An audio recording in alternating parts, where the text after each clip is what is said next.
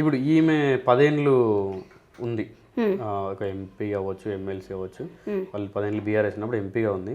So ఇప్పుడు ఆమె ఎట్లా ఉండే 10 ఏళ్ళు ఉన్నప్పుడు జనం కోసం ఎంతవరకు పోరాడింది, బీసీల కోసం ఎంతవరకు పోరాడింది, ఇప్పుడు బయటకు వచ్చినా కన్నా ఆమె చేసే పోరాటం ఎట్లుంది?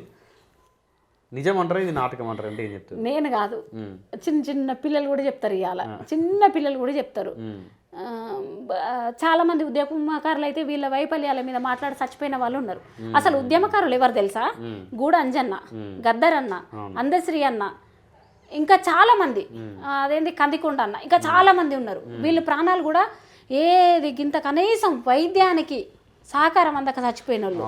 తర్వాత ఈమె పదవిలో ఉన్నప్పుడు వీళ్ళు కనపడాలి కదా, పదవిలో ఉన్నప్పుడు కనపడాలి, వీళ్ళు కనపడాలి. ఎంపీ ఉన్నప్పుడు కనపడాలి. నిజామాబాద్ సమస్యలను కూడా ఈమె మాట్లాడి ఉంటే, ఈమె ఎంపీగా ఉంటే ఈ ప్రాంతం విషయాలను లేదా పరిస్థితులను లేదా ఏమన్నా మాట్లాడి ఉంటే, మనం ఇంతకుముందు మాట్లాడుకున్నాం, 126 మందికి పైగా రైతులు నామినేషన్లు వేసేవారు కాదు వ్యతిరేకంగా. తర్వాత ప్రజలు ఈమెను మళ్ళీ పోటీ చేస్తే కూడా ఓడగొట్టిరు.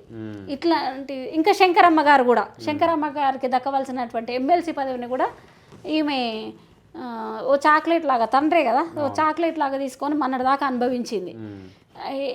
మేమేమంటున్నామంటే 10 ఏళ్ళు అధికారంలో ఉన్నప్పుడు ఈమెకి ఏ విషయాలు గుర్తు రాలి.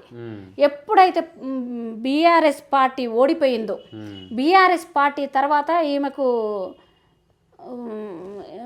ఎమ్మెల్సీ అయితే ఇంకొక 1 సంవత్సరం 6 నెలలు అయితే అయిపోతుందో, లేకపోతే దీన్ని బట్టి కూడా ఇంకేమనిపిస్తుందంటే ప్రజల్లో చర్చ అంటే ఏమంటే ఇంకొకటి కూడా మాట్లాడుకోవాలి.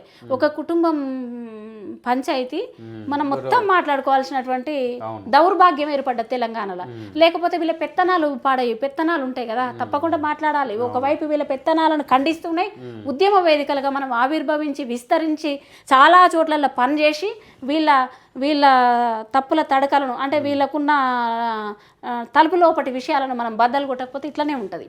అయితే వీళ్ళ తండ్రి విషయానికి వస్తే, ఇప్పుడు ప్రతిపక్ష పార్టీ ఒకటి ఉంటుంది కదా, ప్రతిపక్ష పార్టీ అంటే ప్రజలు ఏమంటారంటే, నువ్వు సొక్కమైన నువ్వైతే నీ బిడ్డ అదేంది లిక్కర్ స్కామ్ చేసింది కదా అని అంటారు. వాళ్ళ అన్నని కూడా, రామన్నని కూడా ఏమంటారు, మీ చెల్లె సొక్కమైందా, ఏమన్నా మీరు లిక్కర్ కుటుంబం అంటారు. సంతోష్ రావుని అంటారు, గుంటన కలబాబు అంటుంది కదా, ఆయనను కూడా హరీష్ రావుని కూడా అనే ప్రమాదం ఉంది. ఈ ప్రమాదం కంటే ఈమెను బయటికి పంపించి అదేంది బయట ప్రతిపక్షంగా ఉంది అని బయటికి చూపడం కోసం ఇంకో దుకాణం, ఈ దుకాణం పేరిట